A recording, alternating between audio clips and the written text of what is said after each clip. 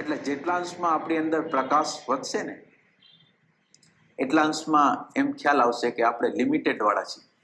માનો કે આપણે કોઈ વ્યક્તિને જોઈ છીએ, કોઈ પરિસ્થિતિને જોઈ છીએ, કોઈ વાતાવરણને જોઈ છીએ, તો ક્યારે આપણે અંદર જોયું છે કે એને આપણે કલર ચડાવીને જોઈ છીએ?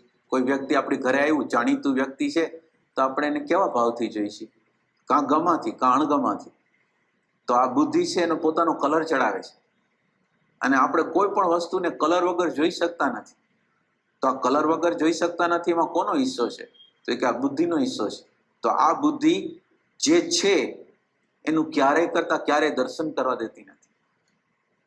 તો હવે જે છે એનું દર્શન કરવા જે ન દેતી હોય એના ઉપર આપણે કેટલો ભરોસો રાખી શકીએ?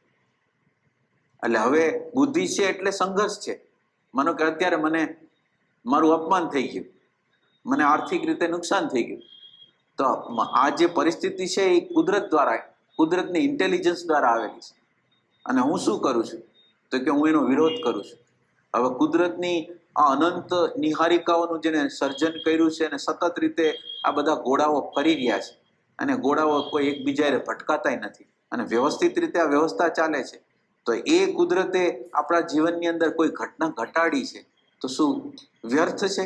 એની ઇન્ટેલિજન્સ મોટી છે કે મારી બુદ્ધિ મોટી છે? એટલે મારી બુદ્ધિ જ્યારે કુદરતની ઇન્ટેલિજન્સ સાથે ટકરાવ કરે છે ને, એટલે એને સંઘર્ષ છે, એને ભય છે, તકલીફ છે, ટેન્શનો છે, અહંકાર છે, એ બધાનું કારણ આ બુદ્ધિ છે.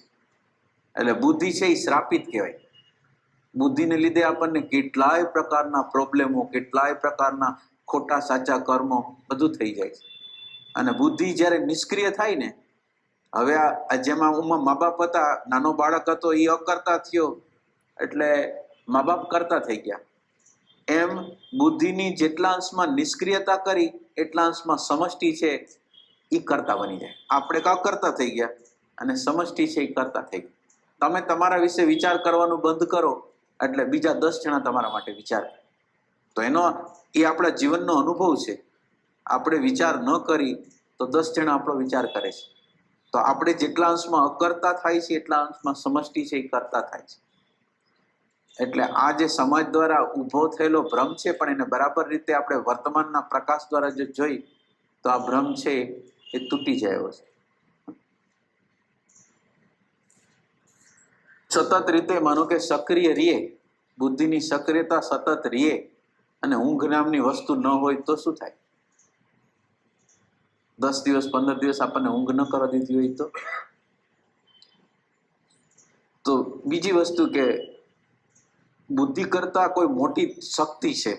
આ બુદ્ધિ સતત રીતે જો સક્રિય રીએ તો આપણો કુદરત સાથે નાતો ન થાય.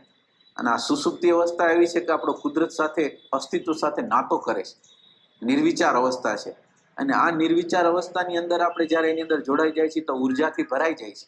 તો એક એવો સિદ્ધાંત એની અંદરથી નીકળે કે જેટલા અંશમાં આપણે નિર્વિચાર સંકલ્પ વિકલ્પથી રહિત હોય એટલા અંશમાં જે અસ્તિત્વની ઉર્જા છે આપણી અંદર પ્રવેશ કરશે. આપણે એના માટે એન્ટ્રન્સ બનશું, દ્વાર બનશું. પણ અત્યારે આપણે એને કુદરતની ઉર્જાને રોકીને બેઠા છે, અહંકાર દ્વારા, બુદ્ધિ દ્વારા.